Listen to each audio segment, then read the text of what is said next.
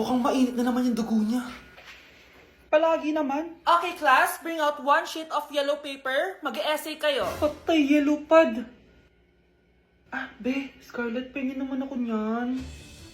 Ayoko! Last week ka pa, ha? Ikaw na nakaubos ng yellow pad ko. Ha? Bumili ka kaya? Sorry. Class, pass your research paper. Last week pa yan. Ma'am, eto na po yung akin. Oh, Scarlett, nasa yung mga grupo mo? Tinanggal ko na po. Ha? Ba't mo kami tinanggal? Yung mga pinapasa mo, walang kwenta. Binigyan na kita ng chance, di ba? At ikaw naman, Samantha, hindi ka naman nag-send ng GC, di ba? Oh, kayong dalawa, gumawa kayo ng sarili nyo research, ha? Bes, paano na tayo niyan? Pinapainit niya talaga dugo ko Bakit kaya palagi mainit yung dugo ni Scarlett? Baka mabigat lang yung pinagdadaanan niya, be. Miss, sorry. Okay ka lang? Ano ba yan? Kasi tumitingin sa dinadaanan eh. Bes, tignan mo. Bulag ka ba, ha? Kita mong dumadaan ako dito tapos babanggain mo ako? Wow, maldita ka! Kala mo di kita papatulan? Oh, bakit? Porket cute ka? Porket type kita? Ayun, love life lang pala kailangan niya. Nakakakilig sila, bes. Type niya daw ako. Nakakainis, ba't ko ba nasabi yun? Happy birthday, anak! Anong wish mo sa birthday mo? Ang wish ko, sana magka-tablet na ako para makapaglaro na ako ng Roblox. O sige, pag natulog ka, pagkagising mo, may tablet ka na. Talaga, Nay? Matutulog na ako. Excited na ako. Totoo nga. May tablet na ako. Happy birthday, anak! Ang bilis mo naman lumaki. Teenager ka na agad. Anong wish mo sa birthday mo? Hindi na ako mag-wish ng mga bagay, Nay. Ang wish ko lang, sana maging happy family tayo palagi. O sige, matulog ka ha. Pagkagising mo, matutupad yung wish mo. Opo, Nay. Nay? Nay! Nay? Ba't walang tao dito? Kuya? Ate? Teka, si Kyle ba yun? Lumabas ba sila, Nanay? Nay! Kyle? Anong ginagawa mo dito sa labas? Hinahanap ko po sila, Nanay. Oh, Kyle! Nandiyan ka lang pala. Balik ka na dun sa bahay. Naghihintay na si nanay. Talaga, ate? Yay! Tita, sama na kayo. Sige, tara. Kyle! Nay, happy family na ba tayo? Oo naman, anak. Yay! Scarlett,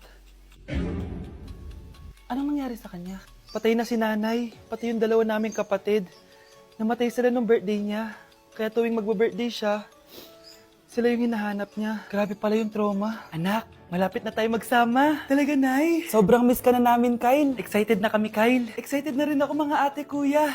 Ate, makakasama ko na sila, Nanay. Matutupad na yung birthday wish ko. Kyle, kain ka na dito. Celebrate natin yung birthday mo. Kyle, kain na. Sino ba batang yun? Kyle!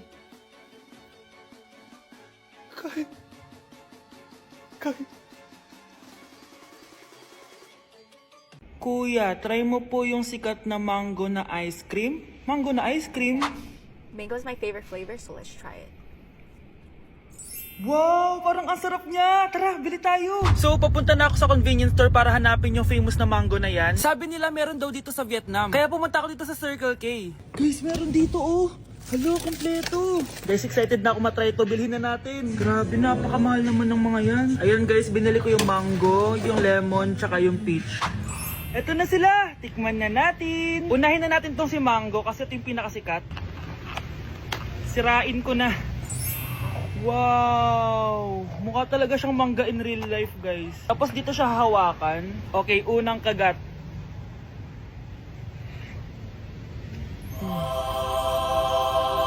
Ang sarap niya.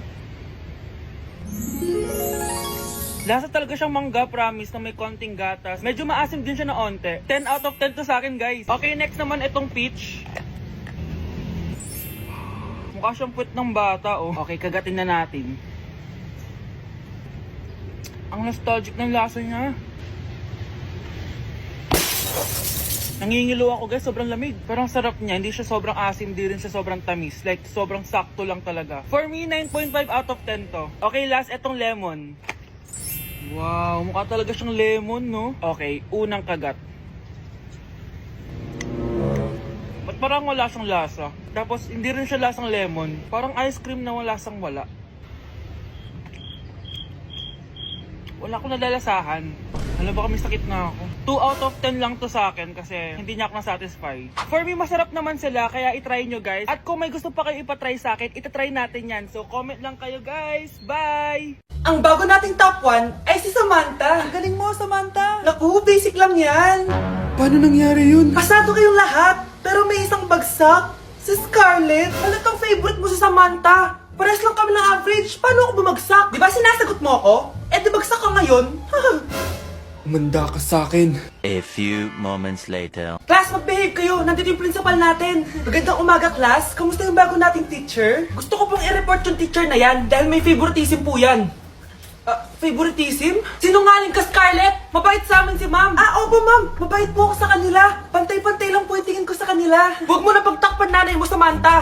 Hala, OMG, magnanay sila. Ma'am principal, pagpasensyahan niyo na siya. Baka di niya alam yung sinasabi niya. Meron ako ebidensya dito na nagpapatunay na binigyan ng sagot ni ma'am si Samantha. At tinawag ng nanay si ma'am. Bawal to sa school natin Kayong dalawa, mag-usap tayo sa principal's office. Ma'am, magpapaliwanag po ako. Ang bago nating top 1 ay si Scarlett. Yes, Scarlett, deserve mo yan. Marami pong salamat, ma'am principal. Alam mo, buti na lang hindi mo na teacher yung nanay mo. Anong sabi mo? Hindi mo ba alam na magkapatid kayo ni Samantha? Iisa lang kayo ng nanay. Anak, boyfriend mo ba yung anak ng kapitbahay natin? Opo, Nay. Ano? Ayoko yun. Makipag-iwalay ka na doon. Bakit naman, Nay? Mahal namin yung isa't isa. Di nga marunong magbayad ng utang yung nanay nun. Oh, ano naman kinalaman namin doon? Basta. Di kayo pwede nun. A few moments later. Babe, pumunta ka na. Tulog na si nanay. Hi, babe. Hello. Ba't parang kabado ka, babe? Kasi ayaw sa'yo ng nanay ko. Ayan na nga ba sinasabi ko? Nay! O anak, bakit nandito ka sa bahay ng babaeng yan? Nandito pala hindi marunong magbayad ng utang. Nahiya naman ako sa'yo, chismosa. Teka lang, magkano ba utang mo sa kanya, Nay? 50 pesos. 50 pesos lang yung utang niya sa'yo? 50 pesos lang? Umiiyak na? Bakit? Malaking bagay na yun sa akin. Oo, ito. Bibigyan ko kayo tig 1,000 tig isa. Ito, Nay. Manahimik ka na, magpapakasal na kami next week ng girlfriend ko, Aba, kasal agad? Dagdagan mo to! Nay naman! Magkano po ba? 10 milyon! 10 milyon? Babe, mukhang 2050 pa tayo pwede magpakasal.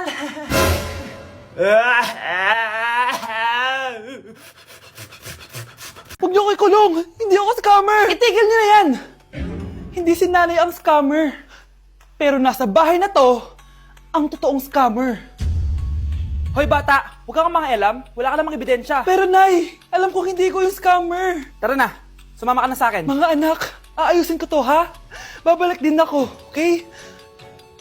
Kung sino man sa inyo yung totoong scammer, umamin na kayo! Nakulong si nanay, di ba? Ate, walang may gustong makulong si nanay. Tsaka bakit kami lang tatlo sinisisi mo? Baka ikaw talaga yung totoong scammer. Imbes na magsisihan tayo, Magtulungan na lang tayo para kay nanay. Malalaman ko rin ng totoo. delivery po. Gabi na, may nagde-deliver pa? Kuya, kaninong parcel yan? Kay Susan po ulit. Ha? Paano nangyari yun? Nasa kulungan na si nanay. Aba ma'am, hindi ko po alam. Taga-deliver lang po ako Sige na po. Nasa gitna yung kalaban Hoy, ayusin mo na itong mga damit mo. Ilagay mo muna dyan sa kama. Ayun na! Paano naman ito laman ng parcel na to? Nakakainis, talo na naman. Ano ba? Ba't nandito to? Ito ba yung galing sa scam? Sabi ko na nga ba? Ikaw yung scammer! Ate, hindi ako yung scammer. May parcel na dumating at nakapangalan kay nanay. Di ba pang computer to? Ikaw lang naman mahilig mag-computer dito Ano na namang scam ang ginawa mo? Pasalamat ka, minor de edad ka pa. Bawal ka pa makulong. Pasensya na sa ginawa ng anak ko. Pagsasabihan ko to. Basta wag na uulitin ha. Ako na magbibigay sa mga may-ari neto. Sige na. Ang galing mo talaga. Ito, sino to cellphone? Akin tong pera. Mas kailangan ko to. Galingan mo pang mang scam para mas marami tayong makuha. Bahala sa'yo. Makakaasa ka. Gagalingan ko pa. Guys, maganda kayo! Magbe-beach tayo next week! Magpapaganda na ako! Ready na ako sumisid! May ambagan to Lo, Magbe-beach. Baka oras na to para mag-break muna ako sa kakaaral. Teka, kaya ka ba magbe-beach? Eh bakit parang mukhang ililibing ka na? Wow, nahiya ako sa'yo, te. Magbe-beach ka nga. Uod ka naman ng high school. Che! Pangit! Sinabihan niya akong pangit. Ayusin mo nga sarili mo, anak. Aral ka ng aral, mas mukha ka ng nanay kaysa sa akin. Hindi pwede to. Kailangan kong maging fresh bago kami mag-beach. 3 days later. Oh, aalis na tayo. Asa na ba si Scarlett? Ano ba yan? Pa-importante kasi. Wait guys, andito na ako. Scarlett, ikaw yan? Ano nangyari sa'yo, B? Nagparitoke ka, no? Retoke? No. Sabi ng nanay ko, masama kasi yung araw sa balat natin. Kaya sinaya niya tong Garnier Vitamin C Serum. Anak, gamitin mo tong Garnier Vitamin C Serum. It can fade dark spots in just 3 days. For the mabilis and glow up ka dyan, anak. Oh, sino pang hindi nag-aambag dyan? Si Samantha hindi pa nagbabayad. Ha? Magbabayad naman ako eh. Wala lang akong pera ngayon. Oh, maiwan na hindi nabayad, ah.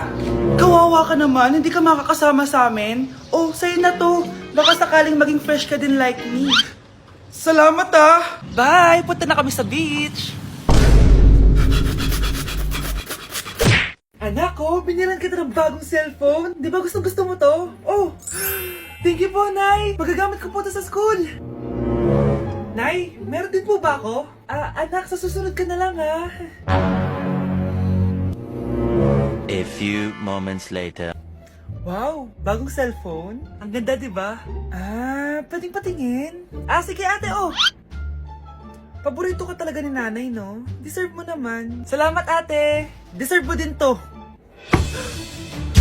Ate, ba't mo ginawa yun? Eto ang tatandaan mo. Ako ang magiging paborito ni nanay. Basag na! Aray! Nay! Oo, anong nangyayari dito? Nay, sinaktan po ako ni Kyle! Totoo ba to, Kyle? Nay, hindi po! Binasag niya nga po yung cellphone ko eh! Hindi po totoo yan, Nay! Sinungaling ka! Kyle, anong nangyayari sa'yo? Lumalaki na ata ulo mo. Nay, may kailangan ka marinig. Deserve mo din to. Ate, ba't mo ginawa yun? Eto ang tatandaan mo. Ako ang magiging paborito ni nanay. Nay! Lalo mo lang ako binigyan ng dahilan kung bakit hindi ikaw ang paborito kong anak.